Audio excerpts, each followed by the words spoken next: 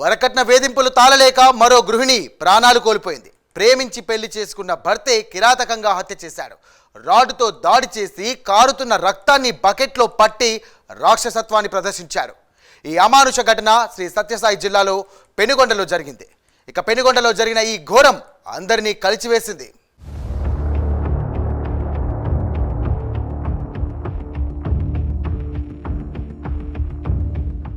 పెనుకొండకు చెందిన అల్తాఫ్, సుబియా బేగం 6 సంవత్సరాల క్రితం పెద్దలను ఒప్పించి ప్రేమ వివాహం చేసుకున్నారు. మొదటి 3 సంవత్సరాలు సుఖ సంతోషాలతో గడిచిన వారి జీవితం తర్వాత గాడి తప్పింది.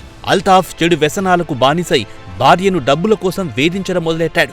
ఇద్దరి మధ్య తలెత్తిన విభేదాలను పెద్దలు పలుమార్లు సర్ది చెప్పినా వేధింపులాగలేదు. ఆ వేధింపులు తట్టుకోలేక సుబియా బేగం స్థానిక పోలీస్ స్టేషన్లో 2023లో ఫిర్యాదు చేసింది.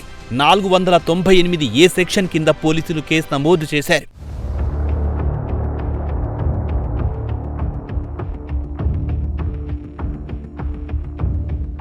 అప్పటి నుండి సుబియా ప్రైవేట్ స్కూల్లో ఉపాధ్యాయురాలిగా పనిచేస్తూ తన పిల్లలను పోషిస్తోంది.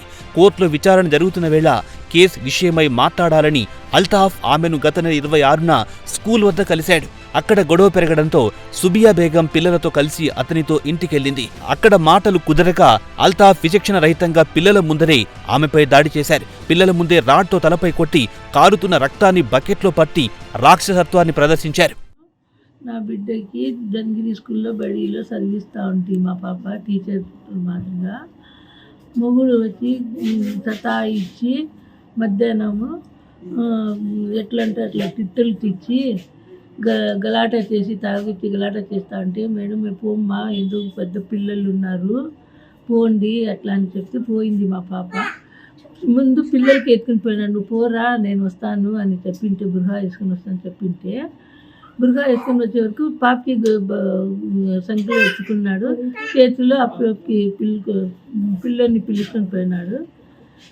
పైన పిలుచుకొని పోయి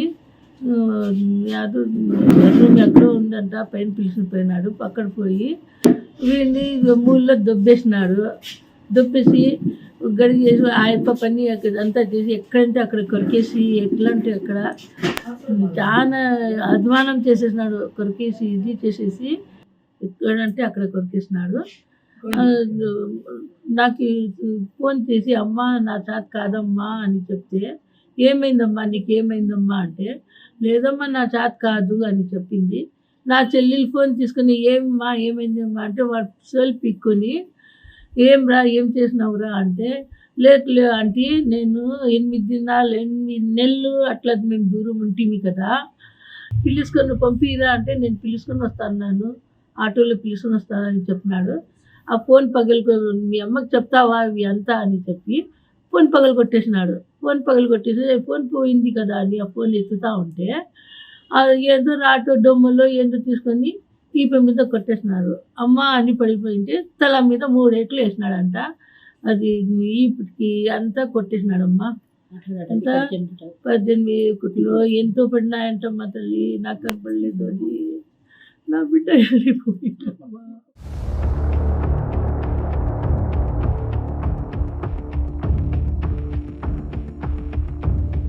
పిల్లల ముందే తల్లిపై తండ్రి చేసిన విషయాన్ని చిన్నారి పూస గుచ్చినట్టుగా తెలిపింది. సమాచారం తెలిసిన బంధువులు వెంటనే సంఘటనా స్థలానికి చేరుకున్నారు. అపస్మారక స్థితిలో ఉన్న సుబియాను బెంగళూరులోని ఆసుపత్రికి తరలించగా చికిత్స పొందుతూ ఆమె మృతి చెందింది. ప్రస్తుతం పోలీసులు కేసు నమోదు చేసి పరారైన అల్తాఫ్ కోసం గాలింపు చర్యలు ముమ్మరం చేశారు.